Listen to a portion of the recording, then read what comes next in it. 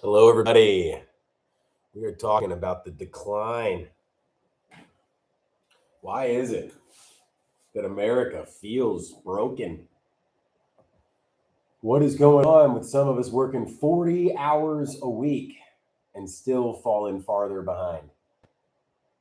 That's literally what's been going on, is that we got people who are working full time for successful companies and still can't make ends meet. What is going on with that? We have got people working 40 hours a week for a decade that still are checking their bank account before they have to go to the grocery store. Why does anybody have to choose between the light bill and the doctor? And that's where it always seems to turn into an argument. But instead of it being an argument, why can't we just talk about like what is different, what happened, and what we can do to fix it? Because that's really what we need, right? Is we can't fix it unless we all figure out what's going on. And it's like, all we're trying to explain is, hey, we are obviously not in the golden age of America anymore. So let's just figure out what's going on, right?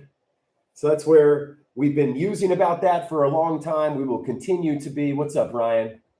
And we are just coming together because it seems like they really want us pointing the finger at each other. And that's where so many people feel this. That's why we type the me's in the chat when we can, when we're feeling this, because we all recognize the economic rot that the 1% has put on this country. What's up, Falcon? Good morning, FHR. So that's what we're going to be doing today. We're just going to be talking about what is going on, that we can have people working 40 hours a week for a decade and still not be able to afford housing. Appreciate you dropping those me's, because one of the things that we do with those me's is show others you're not alone, right? Because we all feel this shit. We all feel this shit. But one of the things they do is they keep us isolated. Even though we all feel it, we think we're the only one. That really pisses me off. So that's where if you're working full time and stressed about money, there are hundreds of millions of other Americans. If you're working 40 hours a week and still checking your bank account before you go to the grocery store, we're all coming together to talk about it. And if people are choosing between the doctor and the light bill, between electricity and healthcare, between rent and food, let's not just point fingers willy-nilly and get all mad. Let's actually all figure out the problem, because if we can figure out the problem together, it will be easier for us to come up with a solution, right? There you go, sons. Well, that's exactly what I'm getting to, is I think we are all stuck. We don't have any freedom at all, but we've been lied to. And I can illustrate that right now. Because if you had to quit your job tomorrow, if you had to quit your job next week, would you be able to? Would you be able to quit your job? I think the majority of us know the answer is no for almost all of us, right? Well, if you can't quit your job, isn't freedom the ability to walk away? Isn't freedom the ability to make choices? And if you don't even have the freedom to walk away from a crappy job, are you really free? If we don't have the freedom to go to the grocery store and we can only buy 10% of the things in the grocery store, do you really have freedom of choice? It's crazy. We all know the answer already, right? And that's really kind of what we're just talking about, is we can all understand, we can all see America's just not quite in its golden age anymore. It happens, right? And instead of getting mad about not being in our golden age, instead of saying it's those people's problem, it's that people's problem, let's just look objectively at the facts and see if we can figure out, how to make this landing work for everybody rather than just the people up top. Because if working full time doesn't guarantee stability anymore. And then if companies have to stop or don't have to compete for wages, then they don't have to compete for prices either, right? That's what it really comes down to. If a monopoly comes in, it's not just the prices, it's them all conspiring to keep the wages the same. So really, the economy was such an important aspect of this. And that's what we'll be talking about first. So we're just going over, why is it that America, we feel like we're not in the golden age of our country anymore? But why is it that people get so upset and get so angry and feel this viscerally? Well, I think it's because people don't have enough. That's what I think. I think people realize that resources are getting scarce and harder to come by. So when there isn't as much food for our family to eat, when there might not be enough water for all of us to drink, we get a little ticked, right? We get a little ornery. And people who we might have cooperated with, they become our competition. So because there's scarcity, we compete with each other. And because we're competing, it causes division. Where does that scarcity come from? And this is where I was looking around and it's like, well, what's going on? Well, 1% of people have as much as 90% of us. That seems like some freaking scarcity. But then even then, I was like, well, that doesn't mean anything. How can we break that down so it means something? Imagine 10 people who need to work together to make bread to survive. They need to make 10 slices so everybody gets one slice. Now there's one person that has the oven and the ingredients, and they own the chickens and they own the land, but they didn't do the job collecting the eggs. They didn't do the job separating the wheat from the chaff. They don't know how to bake the dough, and they don't know how to run the oven. So they do rely on the other 9 people to make the bread that everyone needs to live. So how much should everybody get?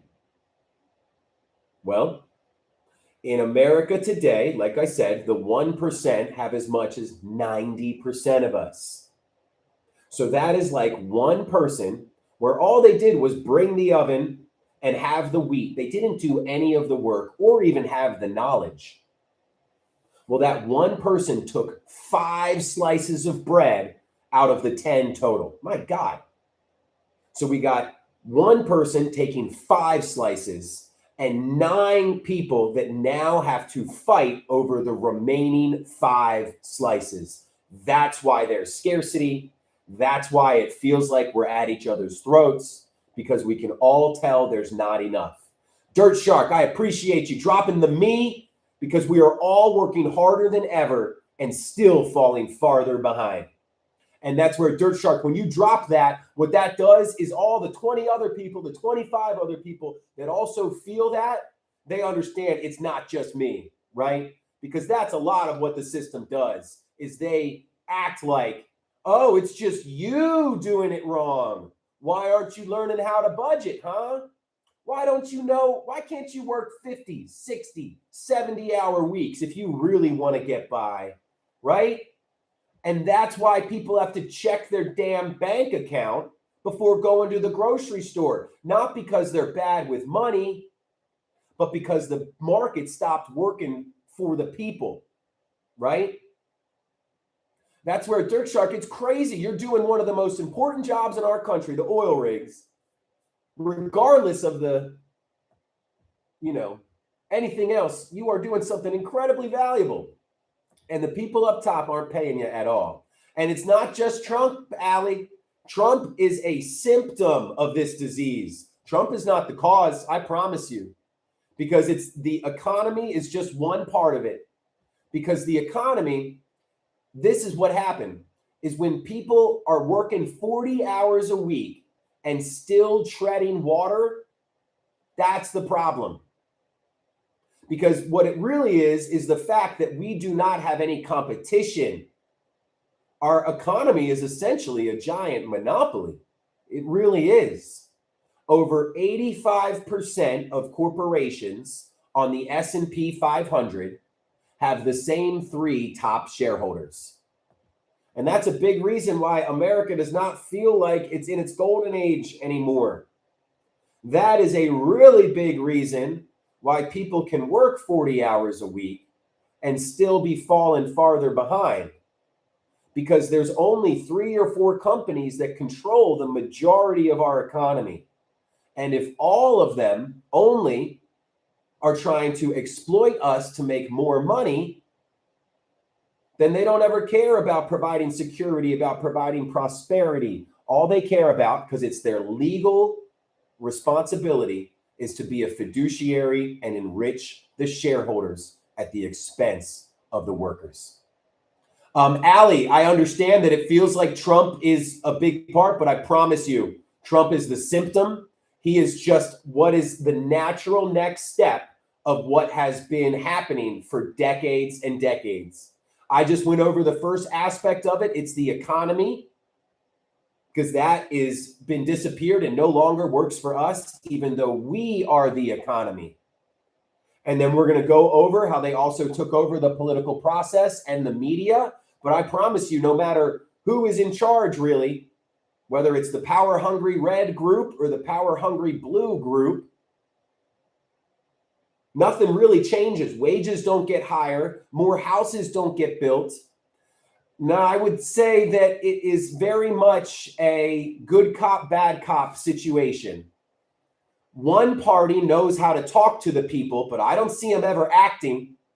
Because if somebody is sitting there and we are getting beat up by the Republicans and somebody's just going, stop, sending love, sending hearts and prayers. They wave their pride flag where they yell, cut it out, Republicans, cut it out. Well, complacency is complicitness. That's what it is. The same way that all cops are bad. Well, those bad cops, they aren't terrible because they're doing bad things themselves. They're watching other bad cops commit atrocities and not doing anything about it. And that's exactly what I would say the Democratic Party is. It is controlled opposition, and that is all they will ever be. Because all you need to look at is you work for the people that pay your paycheck. You work for the people that cover your job. And what politicians have right now, they are completely funded by corporations. So they are held accountable to corporations. When that paltry little salary that we used to give them actually mattered something, then they would listen to us. But now we all know that politicians need campaign finance to get their job. And if campaign finance is where their job actually comes from, then the campaign financiers is who they work for. And those people that finance the campaigns are the billionaires. And that's why we are working harder than ever, but our paycheck never does anything, never gets bigger, because the politicians don't care about correcting the imbalance in our society right now because they work for the corporations. It's really all it comes down to. So, but that's why we feel poorer every year. When our choices don't matter, we lose power.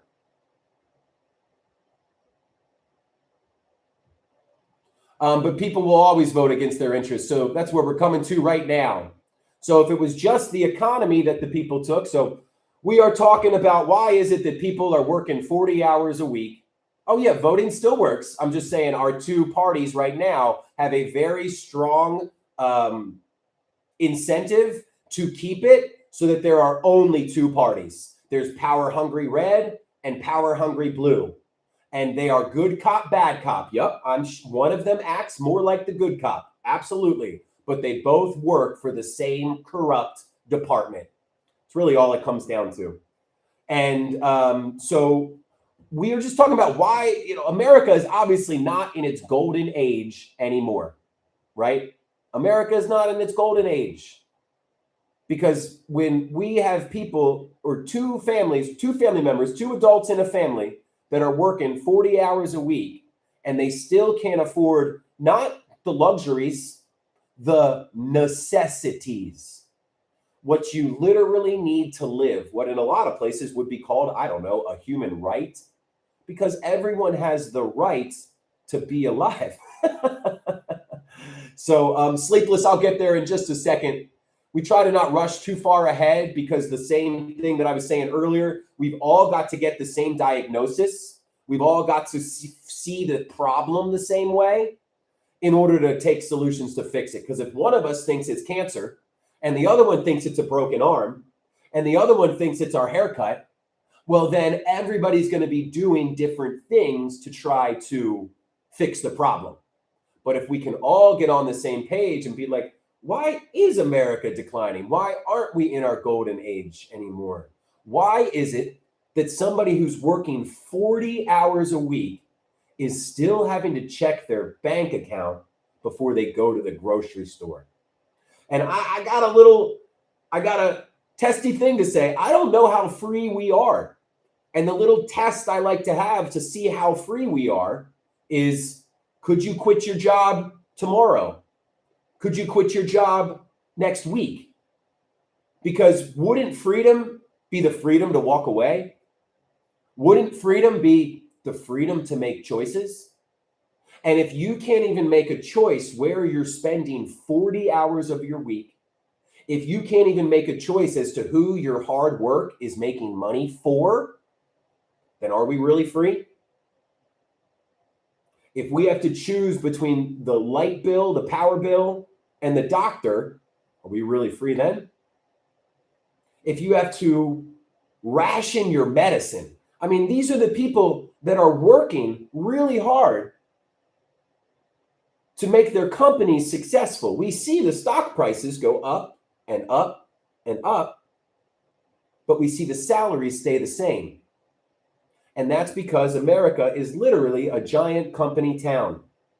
They don't care about paying us more, because if we leave to go work somewhere else, well, guess what? We're just working for them. And that's where we see it, Lotho. I'm sorry you feel that way, but all we're talking about is we just don't think America is quite as in its golden age as it used to be, right? So that's weird. I don't know if you're celebrating or not. So we're not pointing any kind of, we're not making any conclusions. We're just kind of like looking at the facts and be like, all right, well, if one people take as much as 90% of us, if 10 people have to make 10 slices of bread together, but one person takes 5 slices of bread, well, then there's not going to be enough for the other 9. And that's probably going to cause some problems, because how are 9 people going to survive off of 5 slices of bread, right? So that's what causes a lot of the division and the problems in society, because normally if we were fighting so hard and we were like, what is going on? Why can't we get ahead? Well, we would just be like, oh, it's the 1%. They're taking more than their fair share. But the real problem is that not only did the 1% take over the economy, they also completely control the media. The media used to be where we got our shared reality. They kept us grounded in reality. But now the media feels like all they want to do is divide us. And that's because the division makes them more money. See how there are all these things that used to be for the people, that used to work for us, that now work against us? That's really all that's going on. There's not one particular group. There's not this one problem. It's that the economy used to give us opportunity. The media used to keep us with the same truth and the same facts. But now the economy only works for 1%. They want all the money. The media want us literally being like, well, I heard that 2 + 2 is 4. And then the other person goes, well, I heard that 2 + 2 is 5. And then they go, well, you're stupid. No, you're stupid. You're stupid. And then they comment 50 times. And so now the media doesn't work for us. It only works for them. And that's why we feel like we're living in different realities. Because media stopped serving the public and started serving whoever paid for it. This is information. This is truth going out into our society, and we just allowed it to be purchased by billionaires. But that's why nothing feels true anymore, because facts don't decide the story. Profits do. Who owns the paper does. And when facts become, not a staple of a newspaper, then that's when all of this news becomes entertainment. And what it really comes down to is to keep that division, right? If we were able to easily see that, okay, to catch you up, we were imagining America as 10 people that needed to make 10 slices of bread together to survive. One person has the oven and the ingredients. The other 9 people do the work. Well, in America today, the 1% get 5 slices of bread and leave the other 9 people to have 5 slices of bread.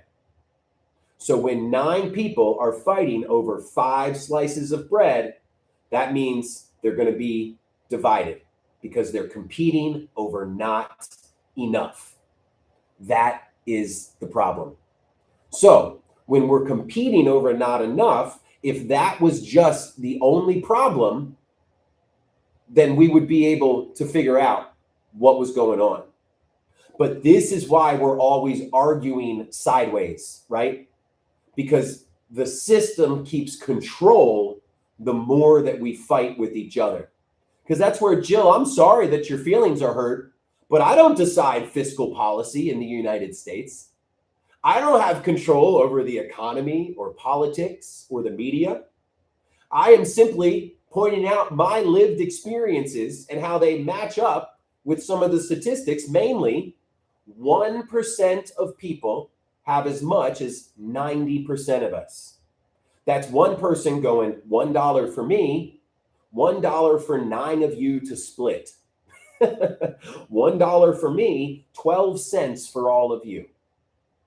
And then when you add in the fact that over 85% of companies on the S&P 500 have the same 3 top shareholders, we're essentially living in a big monopoly, right? So there's no reason to get upset. We're not arguing. We're just talking about, we're literally like, hey, I think we can all see that America's probably not in its golden age anymore. And rather than coming in and throwing insults to just some person on the internet, why don't we actually try to talk about what the issue is, right? So that's what needs to be. You absolutely get put into it. That's a great point, Angie, because we are all products of our society. So you can't always do more if you weren't given the foundation to have the skills that you need to be able to hold down a job. That's really what this all comes down to, is equal opportunity. Not equality of outcomes, but equality of opportunity. And what that comes down to is that we need food to live, right? We need food to live. We get our food from having money. We get our money from having a job. I think that that's not controversial, right? But where do we get our job from? What do we need to get a job? We need skills and education, right? We need skills and education. And where do we get our skills and education from? From the education system in our country. So Angie, you must know that the education system is completely equal, right?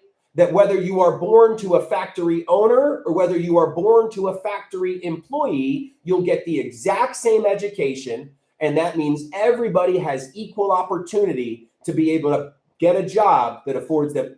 Oh, wait, Angie, we don't have equal opportunity in our country because education system is based on your property taxes.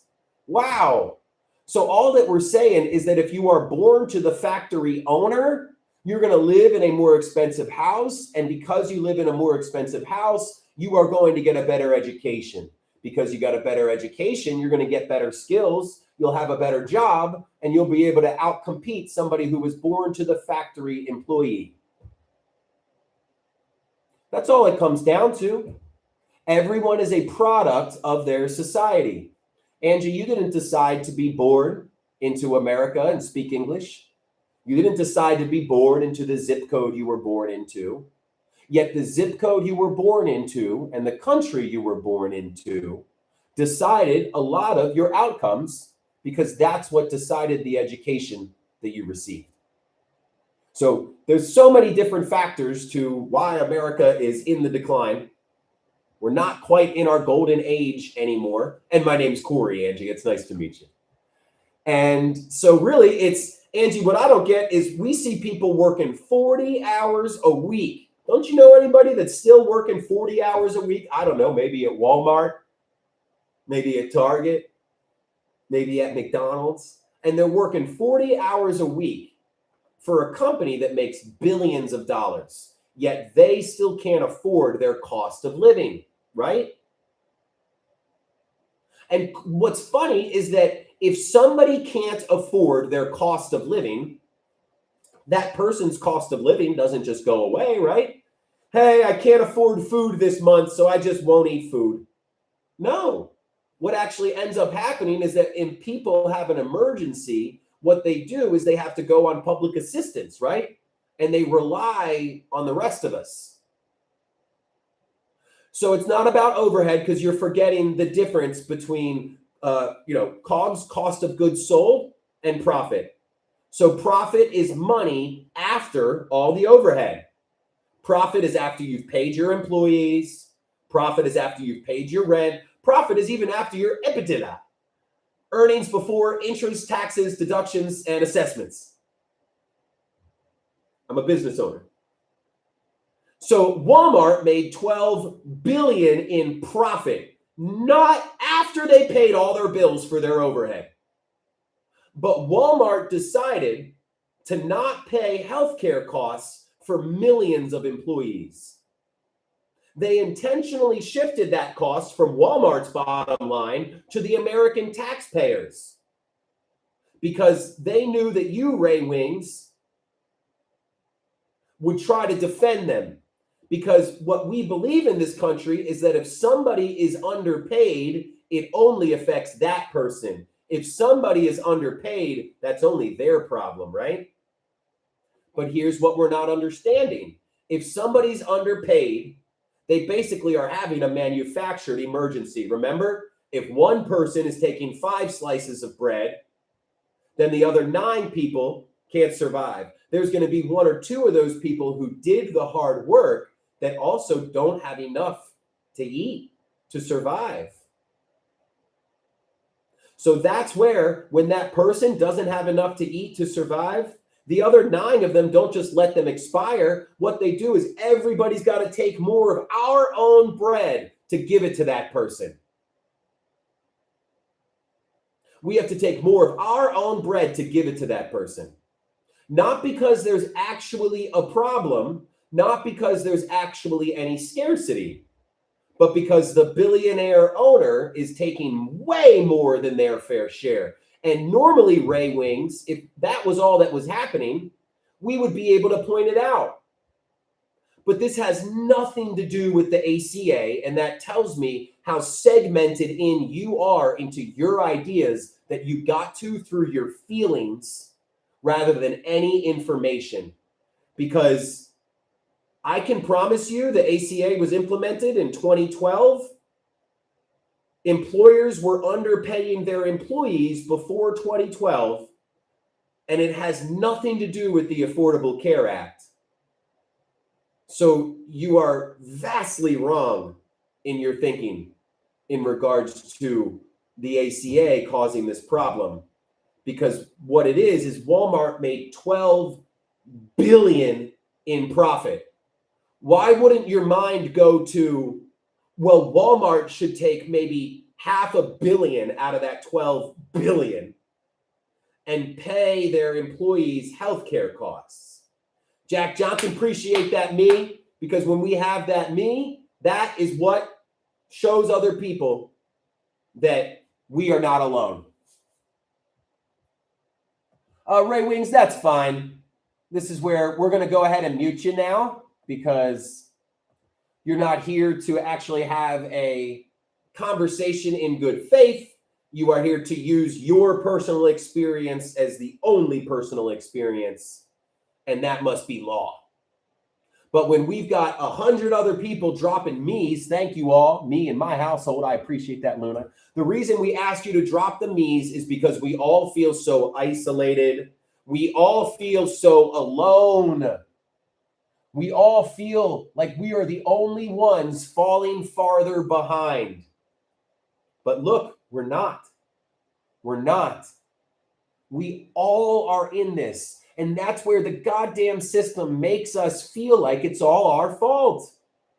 So when we are having to check our bank account before we go to the grocery store, we think we're the only one. But that's why I love having these me's, because it shows everyone we're all in this together. And that's what's so crazy is, there we go, I gotta go this way. We all need the same things. We literally all need the same things. It's not like I need this thing and you need that thing and they need this thing. We all need food and housing and healthcare. And what's crazy is we actually have those things in our society near us. We have people that create food. We have people that provide healthcare. We have people that can make housing. We have actual essential workers, but corporations have put themselves in between us and those people that are actually essential for our country. And why is it that Americans under 40 are the first generation in our country's history to be worse off than their parents? First generation in your country's history to be worse off than your parents. Well, I think that has something to do with the fact that we could be working 40 hours a week and still not make ends meet.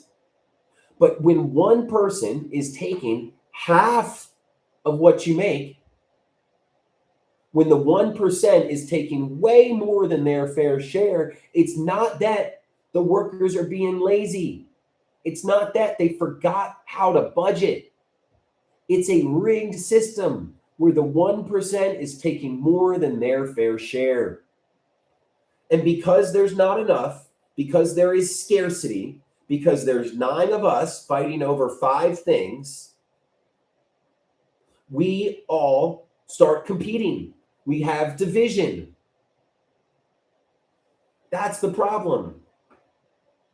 Because when there's not enough, and there's 9 of us fighting over 5 slices, then we are never going to be able to get what we need to live until we all realize this, what is causing the scarcity, what is causing the problem. And that's the billionaires' greed. And it's the corrupt politicians that allow them to do that.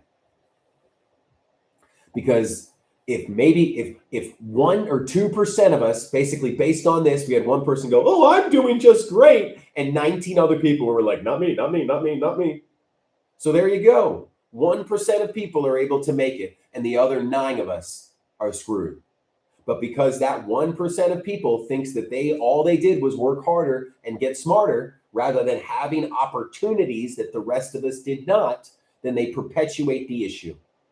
Well, that's where we all need to come together and realize the problem is that the 1% have as much as 90% of us. And when we do not have enough to live, when we are working 40 hours a week and it still doesn't cover food, housing, and healthcare, then that's not a bunch of people being lazy. That's not people forgetting how to budget. It's a rigged system. Then, Dave, why is the stock market going up and up and up, but the prices never stay the same? Why is it, but the salaries always stay the same? Why is it that Cisco Systems just recorded record profits and then had massive layoffs? And there was about 5 different companies that reported massive layoffs or massive profits and then had huge layoffs. And the problem is not that people are lazy or don't know how to budget. The problem is that you can work 40 hours a week and that still doesn't cover your food, housing, and healthcare. Jammerific, great to have you in here. That's all it is. It's a math problem. And this is where all we're saying is, do you really think that America is in its golden age? That's all. Is everybody that's pushing back, do you really think America is in its golden age? Nursing homes, 10 grand a month, childcare, 5 grand a month. And all we're saying is, we just don't think that America is in its golden age anymore.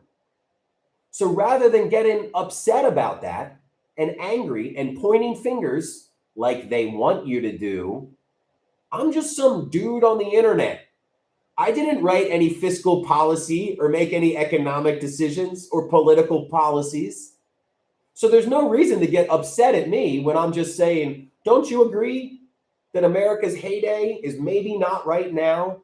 And rather than arguing with regular fellow Americans who literally had no decision with the point that our country is at, maybe if we all actually diagnose the problem together, that we could come up with solutions. But when one of us thinks it's cancer and the other one thinks that it's a headache and the other one thinks that it's lack of hair, we're all going to come up with different solutions to the same problem.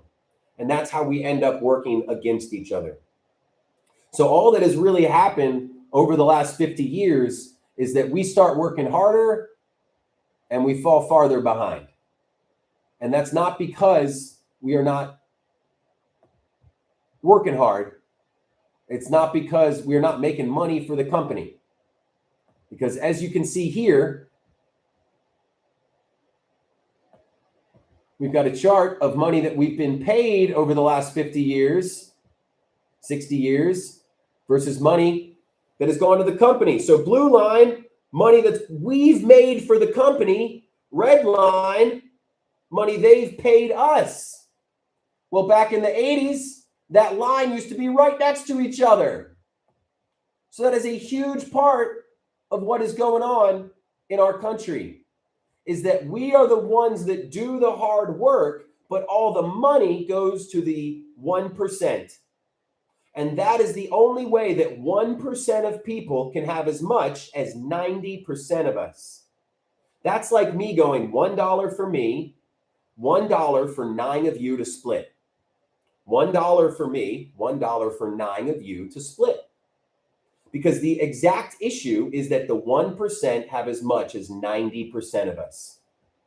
And so we're just saying that why is it that a small group of people have so much while hundreds of millions of people don't even have savings? And the problem is that Americans under 40 are the first generation in our country's history to be worse off than our parents. We're not saying that, there's any one problem, but we're saying that we are not in our heyday anymore. That's really all it is. Joe, you just don't understand, and that's all right. You've had a different set of lived experiences than I have. But I can tell you this is the truth, because all we're trying to do is find an explanation for what's happening in front of us. There are people every day that have to choose between the electric bill and the rent. There are people that have to choose to go see the doctor or keep their electricity on. And those people are still working 40 hours a week. That's exactly why. Because it's really not difficult. 1% have as much as 90% of us. If you take America as 10 people who made 10 slices of bread together, that's the 1%, one person taking 5 slices of bread. Joe, that's the problem. Nobody should work 70 hours a week for what they need to live. Not at all. I call that depressing, because I do it like this. You've got 40 hours a week where you're at work. Did you know that you've only got another 40 hours a week to be awake? So you take another of those 30 hours a week. So you only have 10 hours a week that you are not sleeping or working. And I just think that's sad. I just don't think that's the point of life. I'm a business owner as well, Joe. All 6 of my locations are open right now. And the way that I'm able to talk to you at 11:45 on a Monday is because guess who gets the job done? My employees. My employees get the job done like a mother effer. They get it done every day. And so rather than trying to take advantage of those employees who are really good at helping me run my business, I make sure those employees have more than enough than what they need to live. Joe, that's totally fine. I understand. You can be rich and talk about this. You can have no money and talk about this. This affects everyone because honestly, you have to have $500 million in order to be closer to a billionaire than you are to being homeless. And I just think that every single person that is closer to being homeless than they are a billionaire should stand up for human rights. Because that's all that we're really talking. We're not talking about why people are broke. All we're saying is America's not quite in its heyday anymore. America's not quite in its heyday anymore. And just because I got mine and I got success, I see that my success only came because I got opportunities. I was able to live up to my fullest potential. I was able to have security throughout my childhood. I was able to take chances that I knew would not result in homelessness. And if you've only got $5,000 and that's your only safety net, and you're going to go homeless if something happens to that, you're not going to take your last $5,000 and go start a business. Lance Strider, I told my wife you were going to teach us about chickens. And then what you're going to do is you're going to make sure you have them. Oh, next time the car breaks down, I have $5,000. So that's where many people can't have the opportunity to take the risk that is needed. Because if they're taking risk, then they're risking homelessness. This will be the last question I answer because I don't want to get derailed too much. But absolutely, yes. Market rate is just one of those fake things that the billionaires tell us to make it so that we live one step from financial ruin and that we're okay with it, right? Just like living paycheck to paycheck. No, half of the majority of Americans are living paycheck to paycheck, and we make it sound all cute and sweet. And no, you're right on the edge of financial ruin. You're one step from falling over the edge. And so they had this same thing that, it's called market rate. It's not how much money somebody brings to the company. It's what the market dictates. Well, that is just another excuse for employers to pay employees poverty wages, right? So we looked at that and we go, we will never keep our employees on the edge because if they're close to jumping off, how could they ever focus on their job? How could they ever excel at what they're doing unless they have security? So we have it set up very much that everybody starts off at $40, $50 an hour, and then that is their baseline. And then if they make more company or make more money for the company, they get paid more too. Because guess what? When you're the owner of a company and you have minimum wage employees, those minimum wage employees aren't going to be like, let's grow and expand the business. This is great for this minimum wage job. They're going to be like, nah, I'm going to do the minimum because you're paying me minimum wage. So if you pay people way more of what gives them some dignity and self-respect, they'll feel empowered to help you build your business as well. So you don't have a bunch of people that are just doing the minimum. You have a bunch of people that are looking to go over and above. Absolutely. That's what this is all about. So, Joe, I appreciate you helping me make my point. So what this is about is 30% of people want our society to be this way. People like Joe with their head a little bit in the sand. But we're not here to convince Joe, right? What we are doing is we're bringing together all the people that believe humans have intrinsic value no matter what. I don't give a shit how hard you work. You deserve a house, you deserve food, and you deserve healthcare. It doesn't matter. If you are born as a human, which I think all of us are born as a human, then you should get food, housing, and healthcare. Because that's what human rights are. All human rights are is saying, oh, all humans have the right to remain alive. All humans have the right to remain alive. And for most humans, in order to remain alive, then they need food, housing, and healthcare. Yeah, novel idea. And here's what's so crazy. Oh, well, if you just give people stuff, they won't want to work. No, you're talking about yourself. Because what it is that if you give people what they need to live so that they're not worrying. What's so funny, Danny D, is technically I'm a business owner. So it's sort of what I'm doing already, except I'm empowering them in such a way. So you're just not understanding. So if you give a bunch of people the ability to have what they need to live, their food, their housing, their healthcare, guess what? They're not only motivated by money. They're motivated by their passion, their skills, how they can make the world a better place. And then they're not just going to take the first job that comes along because they have to pay for their food, their housing, their healthcare. They're going to wait till they find a job that is meaningful to them so that they can contribute to society. It's really not that hard. It technically is the best way to run a society if you actually think about what society is about. It's not making a commune. It's about trying to reduce suffering. There's so much unnecessary suffering going on because a few people have been taught that being greedy is the way to go. Greedy is the way to go, but it's not. Greed is the disease in our country right now. And what we're actually doing is trying to come together to combat that greed. Because there you go. Sandoval, love it. Not only that, but those are two of the companies that completely got rid of the free market in America because there are no mom and pop shops. So let's go on. All we're really talking about is America is not in its heyday anymore. America is not in its golden age. Would you really think that it is?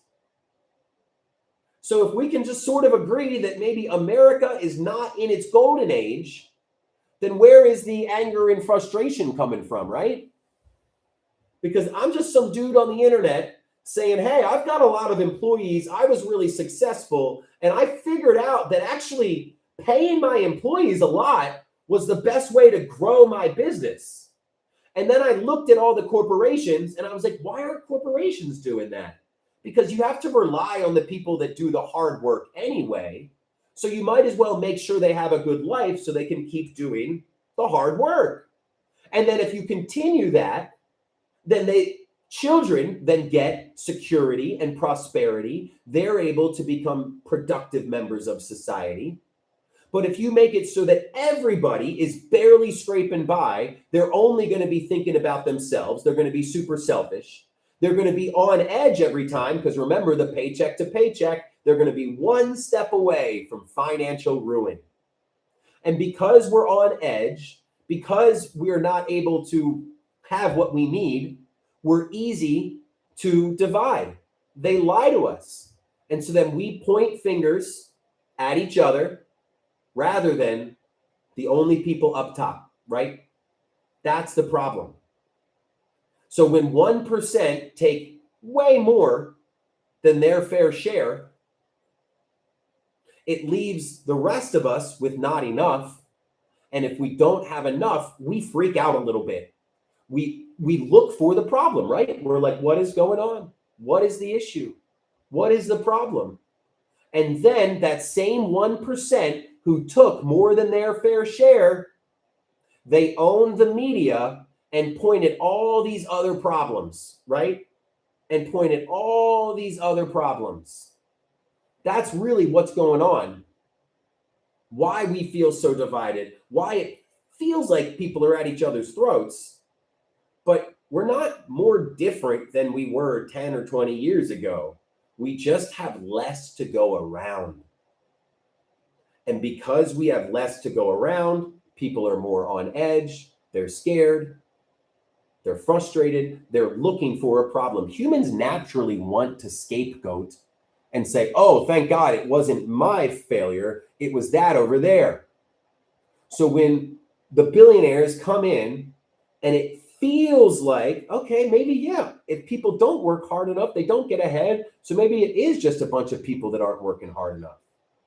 But that's where when you look at it as an entire generation, where Americans under 40 are the first generation in our country's history to be worse off than our parents.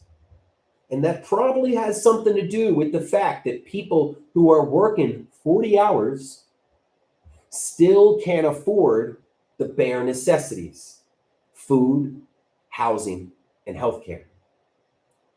So we're talking just about that, basically. America's not in its heyday anymore. And usually when somebody says, well, America's not in its golden age, what's up, Sherry? Well, then a bunch of people are like, what's wrong with you for saying that? And people get angry and upset. But it's like, we just don't understand that it's there. Sorry, James, I only got a few minutes today, so I'll be wrapping up soon and getting going. We will be having a panel later tonight. I know, Turd, right? Well, it's almost like, it's not like we decided that, right?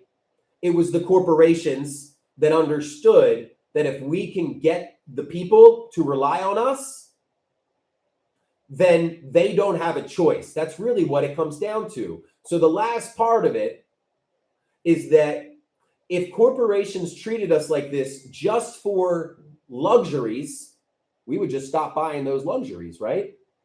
But corporations have made sure that they're the ones that control what we need to live. And as long as they can control what we need to live, we will never have the power back. We will never have the power back.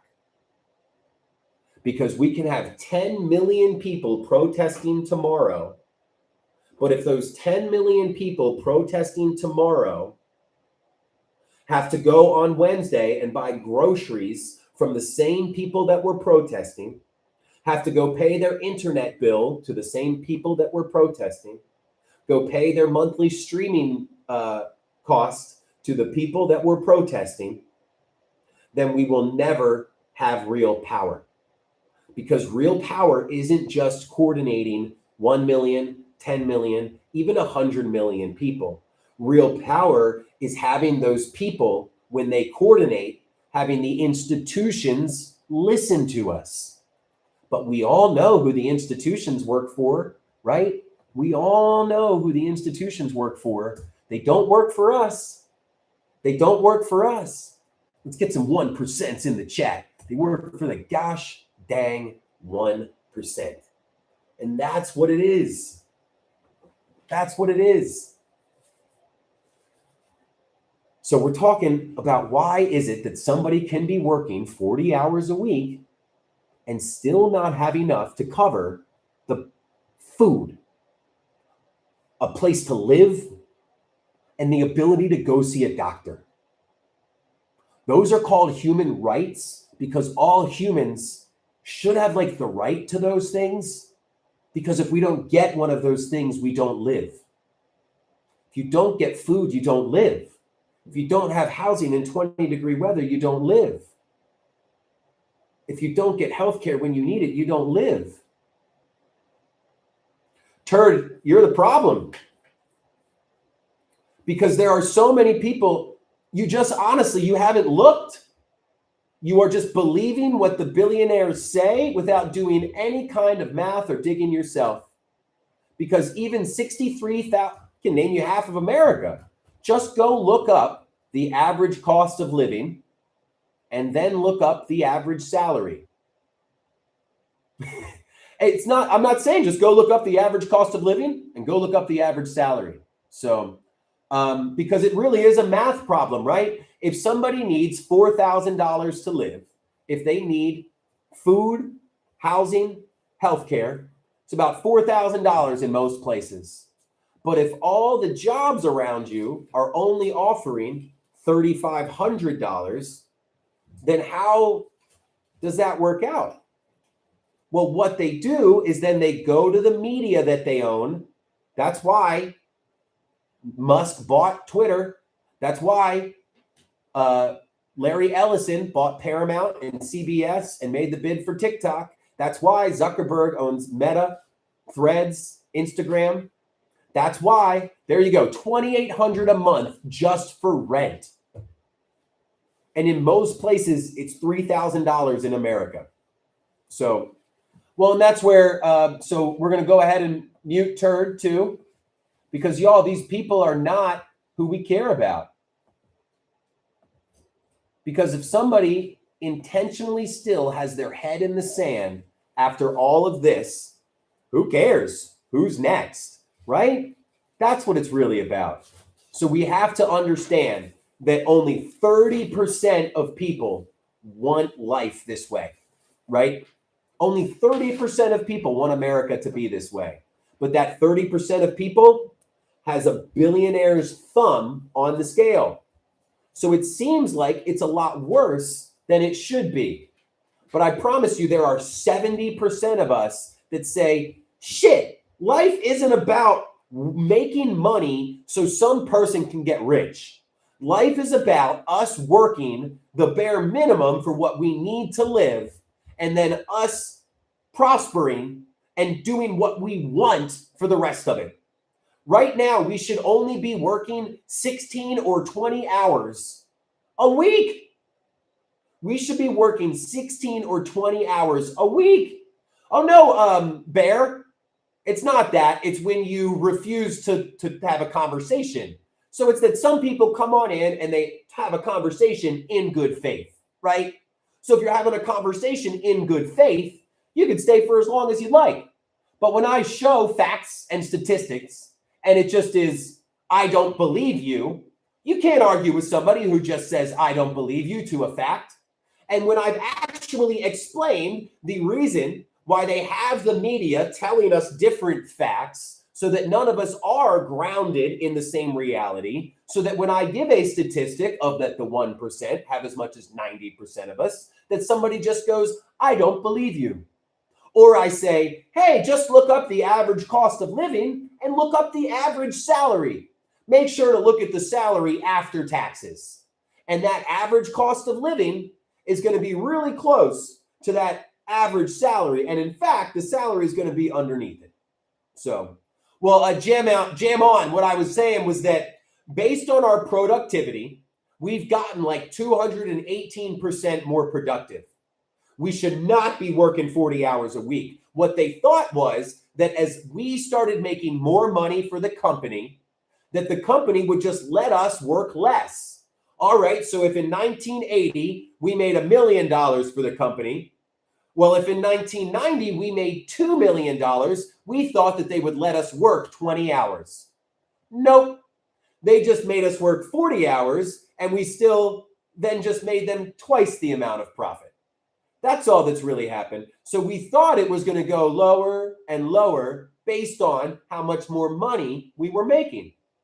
Because if you're working 40 hours a week, if you are making the company successful, then you should be successful too. That's all. We are creating a network of parallel systems builders. What we have to do to win all this is stop relying on the corporations, because we've been told that power is in protest, that power is in coordination. But as I already said, if 10 million people protested tomorrow, if 20 million people protested tomorrow, it wouldn't do anything. Because what protesting normally does is it makes the institutions that have the power listen. But if those institutions don't care about the people's needs, and they only care about the billionaires' needs, even if 20 million of us came in, we would still have to go buy their food from their grocery store the next day. We'd still have to pay our money to their internet the next day, right? So power isn't actually getting 10 million of us coordinated. Power is understanding that we need to control what we need to live. We need to control what we need to live. So we need our food, we need our housing, we need our health care. Richard, those corporate contracts are only legal because of the laws that were put in place. The laws are put in place by the politicians. We are the ones in charge. If enough people want to change a law can be changed right away. Sons, it is by slowly decoupling from the system. It will not happen right away. I will get to that in just a second. I want to hit Loveland. Thank you for the me. Everybody feels like they are the isolated ones that are working harder than ever and falling farther behind. The system makes us think, what am I doing wrong? Why am I still checking my bank account when I've been working for 5 years? What am I doing wrong? Why can't I afford housing when I've been busting my ass for 40 hours a week for a decade? Why is it that Americans under 40 are the first generation in our country's history to be worse off than our parents? Well, that's because, and they make us all think we're alone. So dropping those me's shows everybody that it's all of us, that it's not just you, it's not just me. We're all feeling the same thing. It's so frustrating because they lie to us, and the only way they lie to us is because they control the media. And then what we realize is that, oh, there's more of us than there are them. Certainly, all we need to do is come together. So we come together and we're like, okay, so what changed, right? So what changed? Not at all, Catherine. I've got 2 little girls. All we're saying is America's not in its heyday. Really, all we're saying is, why doesn't the official story match what we're all living? That's what I'm really saying. Why isn't what the people up top are telling us what matches all of us are living? And like, all we really want to know is America's obviously not in its golden age. Instead of fighting about it and being like, oh, you're evil, I'm just some person on the internet. Instead of getting mad at somebody saying that, let's try to actually recognize why. I think most of us can be like, oh yeah, America's probably not as great as it once was. But instead of getting mad about that, why don't we all figure out the reason why?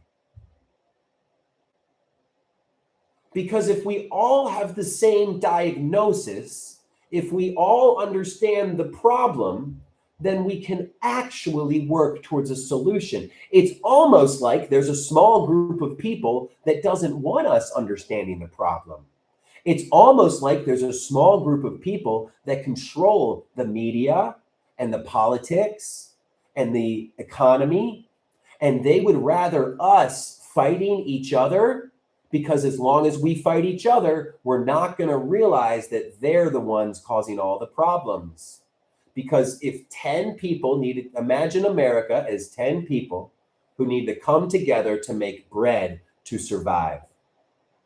One person has the oven and the ingredients, but the other 9 are the ones with the knowledge. They're the ones that do the work. And together they make 10 slices of bread. Well, right now in America, if one of us, that 1%, that one person is taking 5 slices, and they're leaving the other 9 of us to fight over 5 slices. And when we look around and ask what the problem is, they lie to us and have us point fingers at other places. That's why we feel so broken. That's why we feel so isolated. And that's why I appreciate you dropping that me. Because they want us thinking it's our fault. Thank you, user. And it is not our fault. We did the hard work. They took the money. This is not asking for a handout. This is about our back pay. It's about the 100th me that we've dropped. because everybody, it almost makes me sad how many me's we've dropped. All right, Jay, I will get to you. Golly, everybody has to have the same diagnosis. I can't have half the people thinking that it's a problem with a broken rib and the other half the people thinking that it's an ear infection. Because then if some people think it's a broken rib and the other people think it's an ear infection, when I explain the diagnosis of what needs to be treated, of what the plan is, the people that are not on the same page are going to be confused. Honestly, this is going to take a while, and the desperation is what has always allowed them to win in the past. So it's really just about, there's nothing we can do immediately. I woke up to this just like everybody else as a 20 and 30-year-old, 10, 15, 20, it doesn't matter. This was all decided before we got into the ability to have power. So what we have to do is right now, the corporations have power because we rely on them for everything we need to live. We rely on them for our food, for our housing, for our health care. We rely on corporations for everything. So in order to be able to shift the balance of power, because that's what a mass protest is supposed to do, it's supposed to shift the balance of power when the institutions actually start moving based on our coordination. But right now, the institutions don't work for us. They only work for the corporations. So the only way that we can have power is by coming together and withdrawing from the system. We need to have a 30-day general strike, a 40-day general strike, where we show the people in charge that we are the economy, that we are the ones who do the hard work. So, but the only way that we can actually shift the balance of power, that's where, sons, I'm getting to it, is it's not going to be hard to organize when you make a general strike a natural next step rather than a leap of faith, right? Because a general strike, withdrawing from the system, is what has the power. Because here's what it is. If 10 of us are making bread together, 9 of us are getting screwed over because one person is making more than their fair share, well, guess what? That one person can't make any bread without the other 9. So if the other 9 think that that 1% is in charge, then they will never take the power back. But as soon as those other 9 people come together and recognize they all have the same needs, then that's when they work together and say, oh, if we all have the same needs, if I'm the one that gets the eggs and you're the one that separates the wheat from the chaff and you're the one that knows how to bake the bread, what do we need that person for?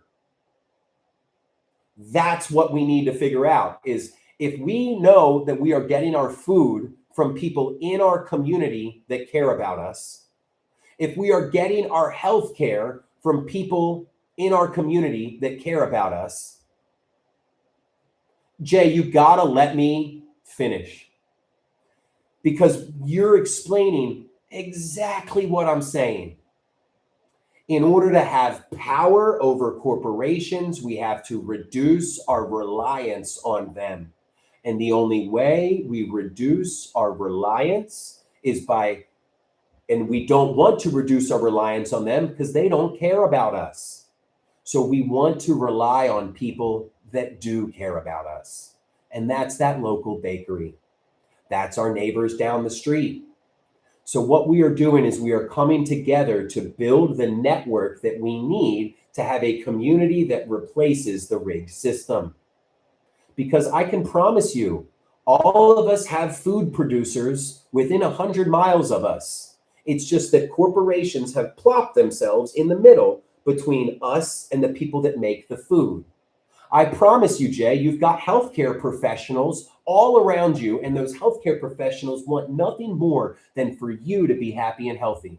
But a corporation has put themselves in between you and the healthcare professionals.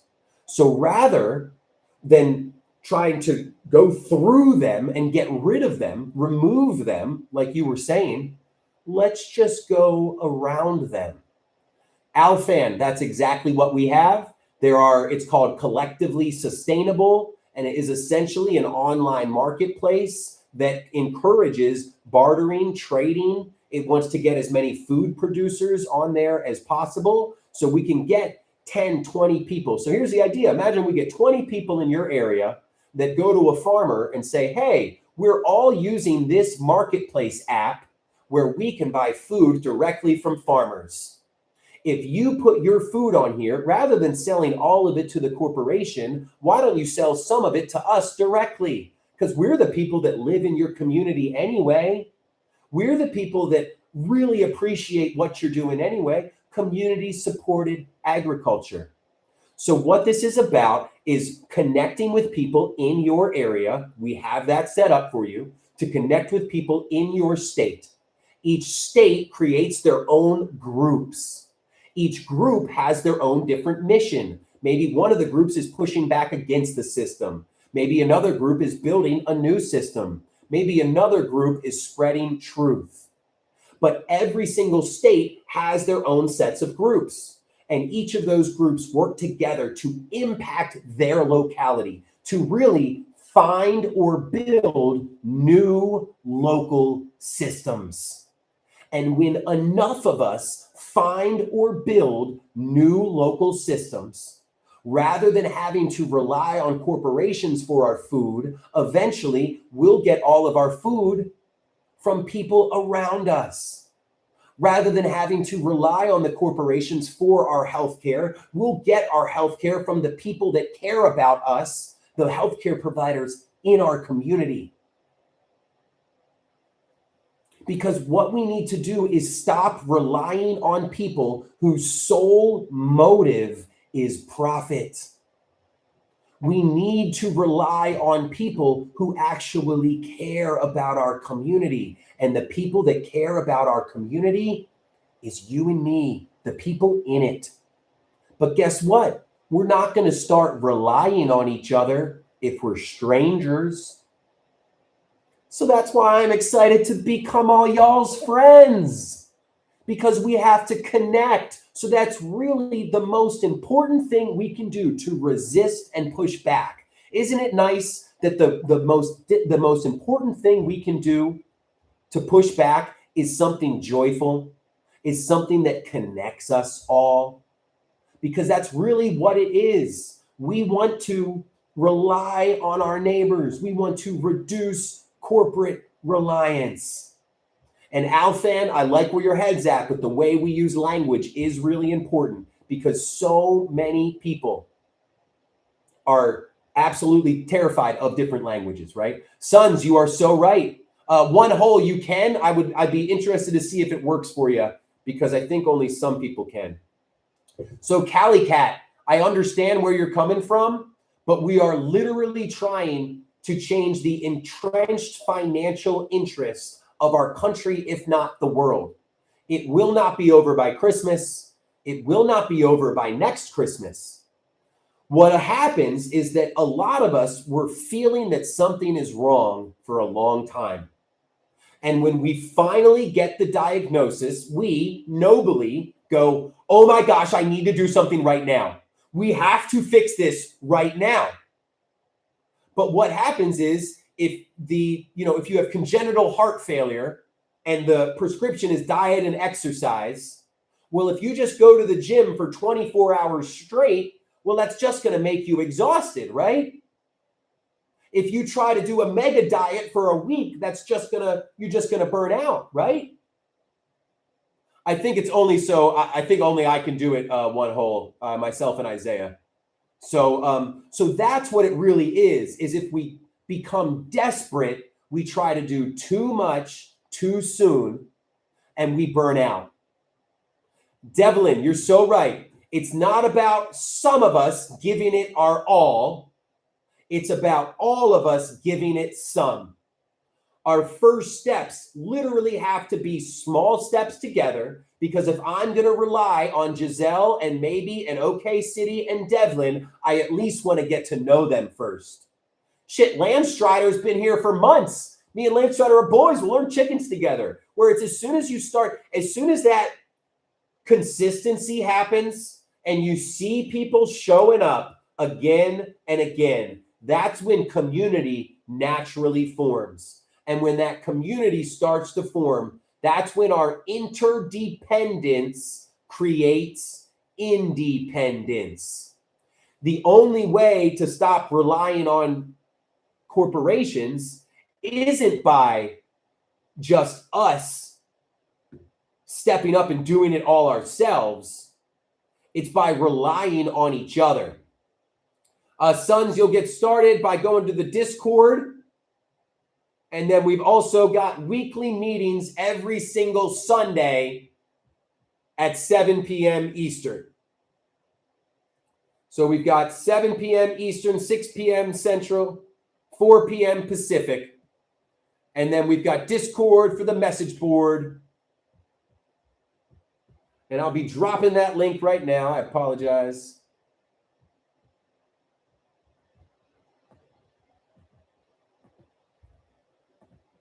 So that's how we stay connected. Because what's really happening, we've got a website. We've got a couple, actually. So we have Blackout the System. That is the website that you will see in the bio. And then we actually already have 100 other organizations that are a part of this. We have the Mass Blackout. And that is what we call our civic force. So if you think this is going to take a while, we do understand the frustration. But what is going on is that we've got a lot of people that are ready. Because we got a lot of people that are with us here. It's just about connecting, getting activated. Because really, all that we're really waiting for is to make sure there's enough other people, right? Absolutely, City Chick. I just did a video on boycotting where I did boycotts alone are not power. Power is control over the essentials. But what boycotts do is they allow us to come together so that we actually have the ability to control the essentials. And that's exactly, it lets us understand our needs. Because look, somebody in the city is going to have to figure out how to transport their food from the farmers. So they are going to have different needs than people who live near the farmers, right?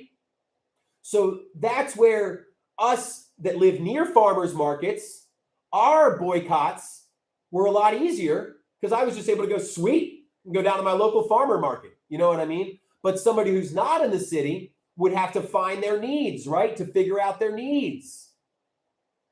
And that's where maybe it will take a connection of, oh, there's a trucker who owns a small trucking business who lives near the farmer. Maybe we can pay them to bring some food down every other week to the people in the city, right? So we are sitting here just talking about why Americans are working harder than ever and still falling farther behind. We are just not in the golden age of our country anymore. And what they want us doing is they want us fighting about it so that we never recognize the actual problem, right? And that's where we'll end with this one. We are the system. A company is not a bunch of floating heads. It's a bunch of people.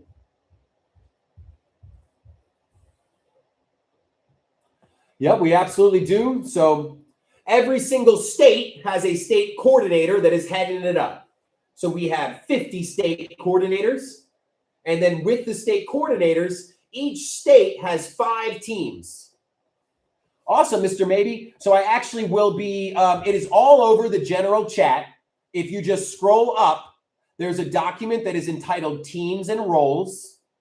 And it tells you exactly what all the roles are. Then there's another image that tells you the next steps. And it'll have step, step, step. So the teams are, it's pretty simple. Pushing back against the current system, pressure campaign.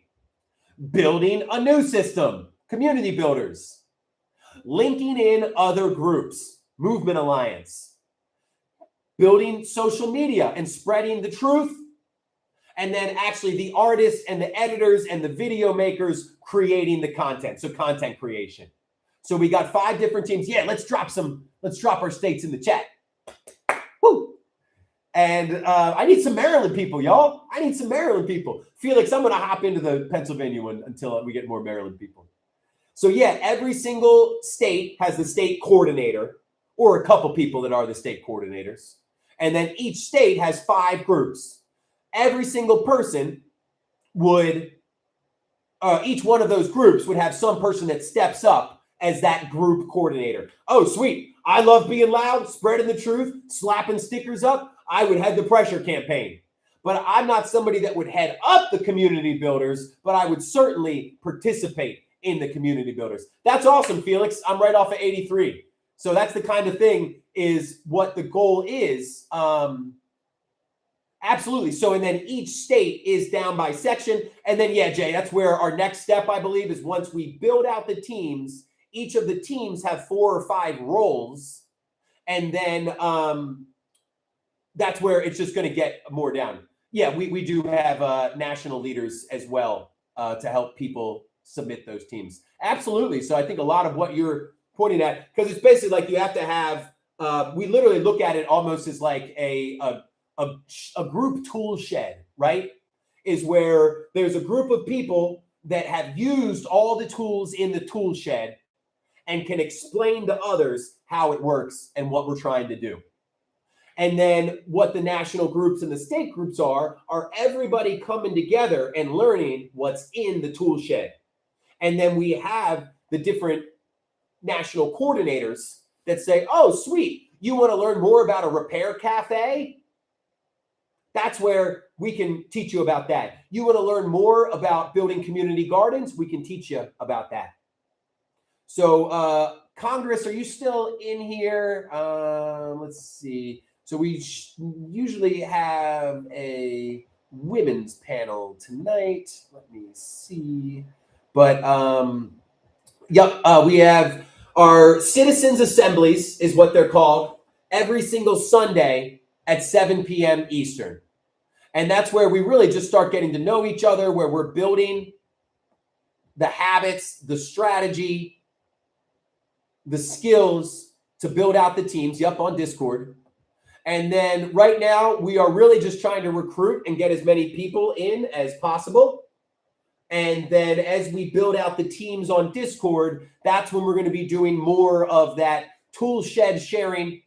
Right now, it is a lot of just connecting.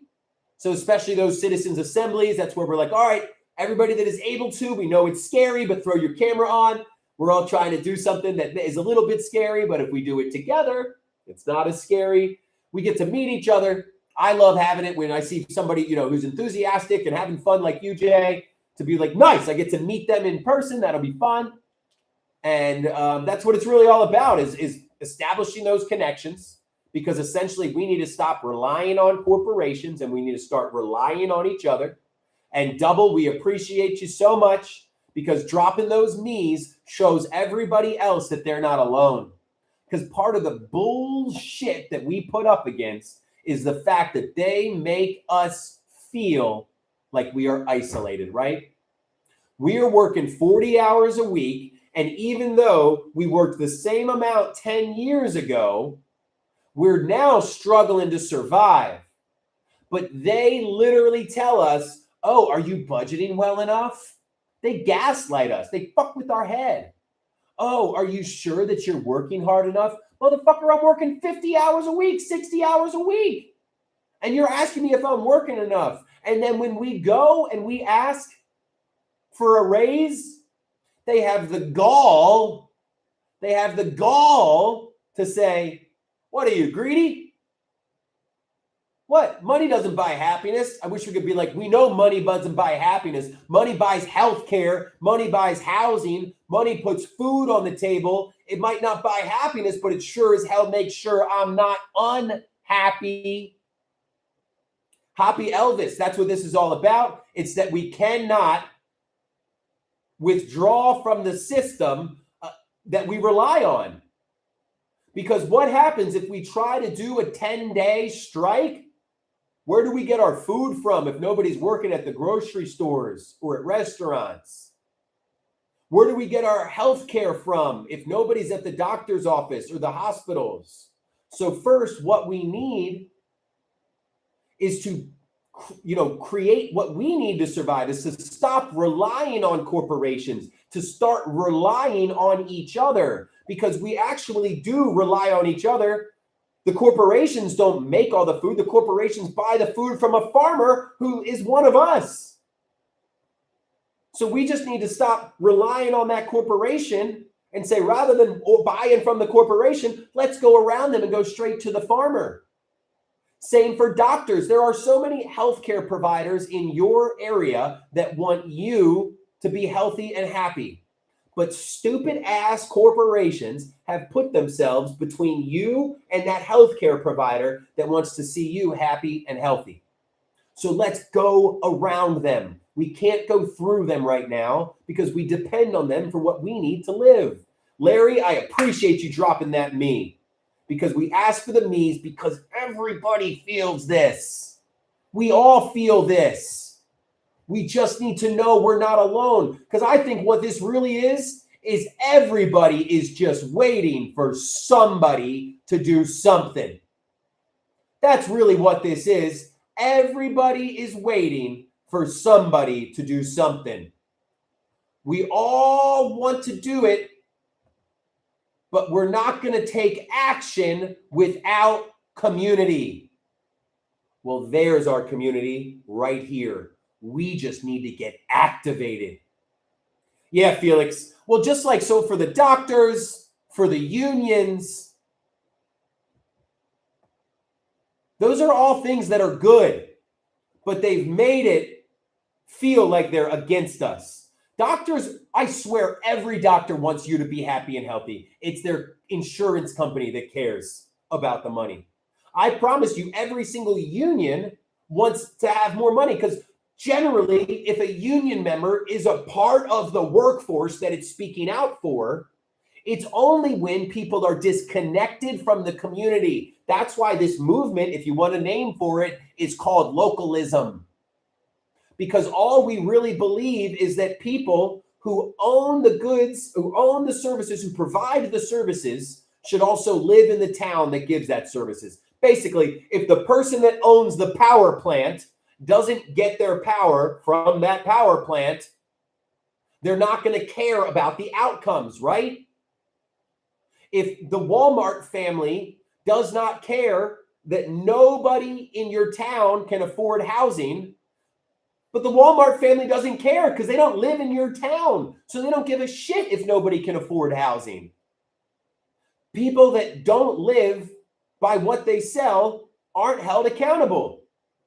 But I always think about it like this. The person that runs the Flint water treatment plant, if they got their water from the Flint water treatment plant, it would get fixed a lot faster. But of course, those officials who were in charge of the Flint water treatment plant didn't get their water from there. So they didn't give a shit the type of water that came out of those pipes. Because when people are not a part of the community that they serve, they don't care about the outcomes. I will be here every day at 11 a.m. Eastern. Steve-O, I know it. Steve-O, my grandfather was a doctor. It blew my mind when I literally was like, well, what happened? Like, were there always insurance companies? No. The community would pay. And when the community needed help, we'd go and serve the community. Because goddamn, they want to serve. I think we all want to serve the community. I think every single person intrinsically wants to serve their community. That's it. It's just that we aren't fulfilled unless we're serving our community, But right now we have to pursue money instead of fulfillment. And I know what fulfills me is creating what my family needs, is creating what things that other people need, is doing something over and above for the people that matter. So if you want to be more a part of this, we're here every day at 11 a.m. Eastern. We are live on TikTok, Instagram, YouTube. We meet every single Sunday at 7 p.m. Eastern, 6 p.m. Central, 4 p.m. Pacific. I believe we are having our women's panel tonight at 7 p.m. Eastern. But that's what it is, Felix. It needs to be that the things we need to live are ran for the people instead of for profit. That's all it is.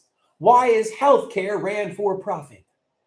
Why is housing ran for profit? Because it's actually disgusting. Because when things that we rely on are ran for profit, the people in charge will always end up making the cost of what we need more expensive than what it is to live, because that's how they control us. Because if you had 20,000, 30,000, 40, basically if you had 6 months of savings, that's what it is. If you could cover an emergency, then you wouldn't be stuck, would you? You wouldn't be stuck. So what we need to do, I'm going to land the plane here, is stop relying on corporations. The only way that we can stop relying on corporations is to start creating the systems that we need to survive. And those systems should be created by the people in our community, because those are the people that actually care about the outcomes, that actually care about us. Because if you live in the community, then you care about the well-being of the people in that community. So we need to stop relying on corporations and start relying on local options. But the only way that we are going to either rely on local options or create local options using each other is if we get connected first. So that is really our first step, is to connect with each other, to get to know each other, from turning into strangers into, consistently showing up here. It's so funny. City Chick has been on here for 2 days straight. I'm hoping you're here tomorrow, City Chick. Then hopefully more and more will meet and chat. And that's how you just become friends and build that community. And then eventually I'll be able to rely on City Chick. I think it was Felix. It was just north in Pennsylvania. And it's like, well, yeah, you chat a little while. Maybe we'll do a citizens assembly together and get together and say, look, we're doing the citizens assembly as a group. You can do it too. You start meeting in person in nice, easy ways. And before you know it, you're like, sweet, now that we're meeting in person, should we go to the Chamber of Commerce meeting together and protest? Should we go to the local city council and push back? Devlin, we're not figuring out something new. We're going back to the way things have always been done. We're not figuring out something new. It's relying on other people, right? So what we've got is I made it. It's now 12 pages. I'm done. I haven't posted it yet because I haven't edited it yet. But be on the lookout for it either later today. It completely explains from the very beginning why this is a problem, what this problem causes, why that makes everything feel broken, why we all feel so divided, why just coming together doesn't fix it, why power over the essentials is what's important, how we control, how we get power over the essentials. That's where we are now, by coming together and getting to know each other. And then the last three are building up to, well, what are we building towards? So this is a way that everybody is able to spread this information, because it has to be all of us putting this word out there. Appreciate you, Steve. Appreciate you, City and Wicked and Devlin and everybody. I love being here with y'all. It truly does make me very joyful. And it's going to be excited to be continuing connecting, continuing to get to know each other and building what we need. And just remember, it's going to take time. It's going to be patience. We've got, the only diagnosis is a little bit every day, a little bit every day. So that's where just surviving and getting by is a win. And it's not about some of us giving it our all. It's about all of us giving it some. Heck yeah, Devlin. That makes me feel so happy. Because this is what it should be. It should be joyful. It should be all of us coming together, being like, I don't know if I'm going to tell that friend, and then maybe hearing something that like, yes, that's the way it will break through. That's the idea. Because they think it's all about freedom. But if you can't quit your job, then are you really free? If you can't even walk away, are you really free? Devlin, I'm afraid that I'm going so slow that some people are going to be like, but it's like, hey, if it took you 50 years to create this problem, it might take 10 or 20 to fix it. Not going to take that long, but it's going to take a while. Our first steps have to be small steps, because if anybody tries to do too much, they'll get burnt out. So all of us need to stay within our means and support each other and recognize that we have to do this as small steps together, that basically we're climbing a ladder. And our power is that we're climbing the ladder together. Some people are like, wait, I want to go up. I want to go up. And it's like, yeah, but you'll fall. And you won't have anyone to catch you. But if we all go slow and together, then if one of us falls, there's always people there to catch you. There's always people there to help. And it's going to be joyful and it's going to be fun. We're going to build community. We're going to build togetherness.